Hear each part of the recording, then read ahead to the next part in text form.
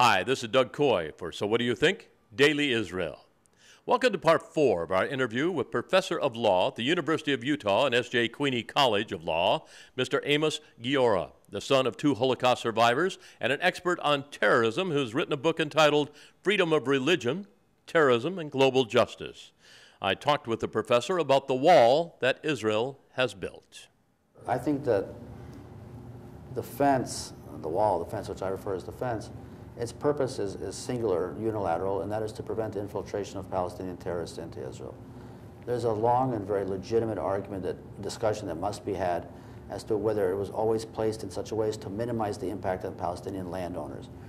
The Israeli Supreme Court, on the number of rulings that it's had on the issue, has said the fence is legal, but has ordered the fence be recontoured to minimize the impact on the daily fabric of Palestinian life.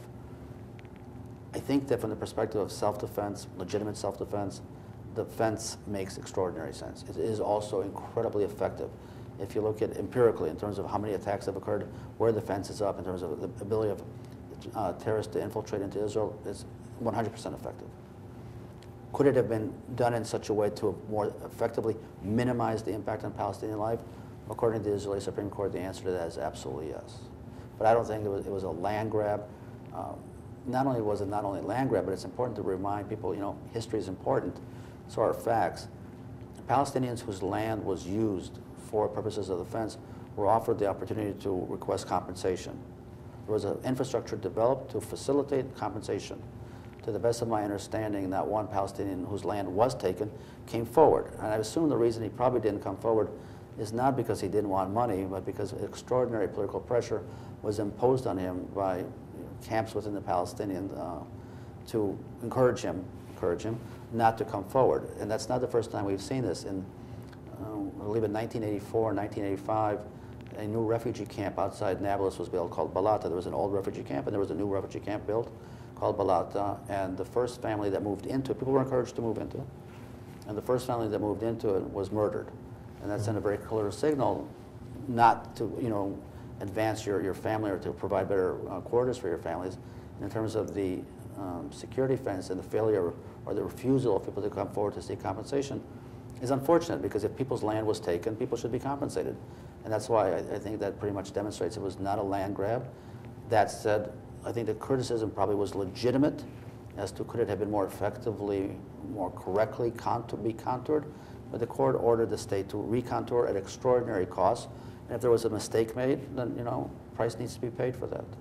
Every time you go to, they're hiding behind the skirts of the women in the hospital, and they're moving around. How do you deal with a war like that? How do you come out ahead? Because it seems like every time, and then they start showing the pictures of the kids and the families that are getting blown up and all of that. It must be tremendously frustrating for a person like yourself, who's been involved in the military for this many years. It is, by the way, called the Israeli Defense Force. Right. To defend yourself, rightfully so, and then get all this terrible press.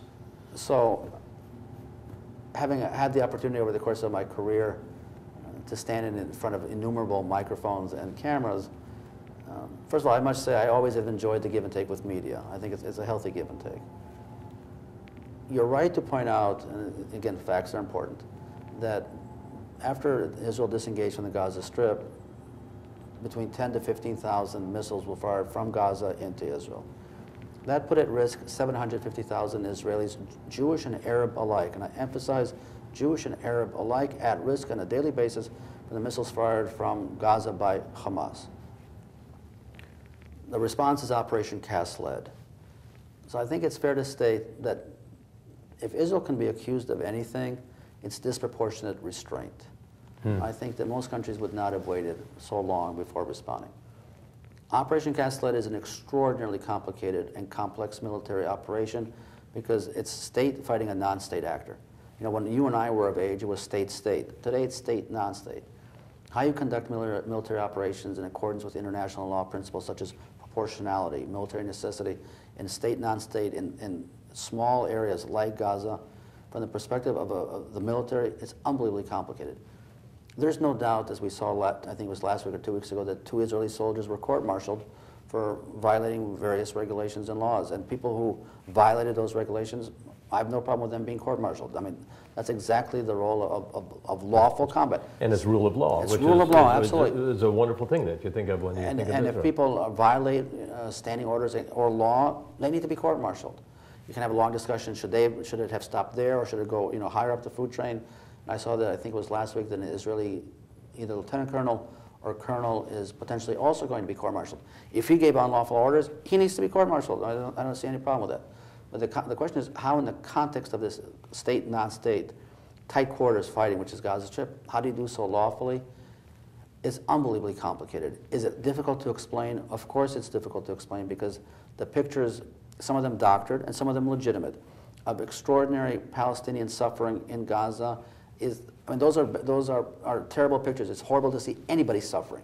But context is important, and if I would fault the media something in this entire issue, it's not always providing the proper context.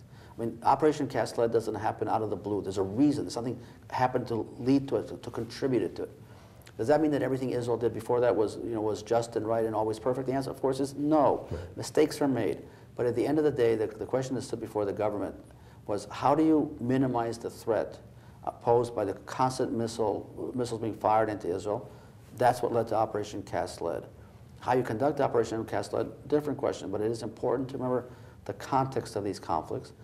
I would suggest that if somebody were firing missiles into Canada or the United States, in which, I mean, do easy math, there are 7 million Israelis, 750,000 of them under daily threat. I'm not very good at math, but that's more than 10%. It's like 11%. So as I understand it, there are 30 million Canadians today. So if you had 4 million Canadians under threat every day, I would be hard-pressed to believe the Canadian government would wait and wait and wait, just like the U.S. government at some point would say, you know what, enough. The question is, A, when do you draw the line, where do you draw the line, and then how do you go forward?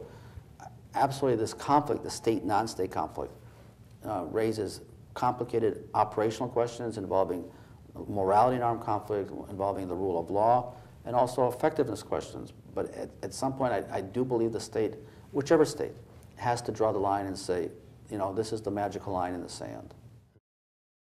In our next segment, the topic of Iran and how big of a problem are we talking about. Until then, this is Doug Coy saying shalom and God bless.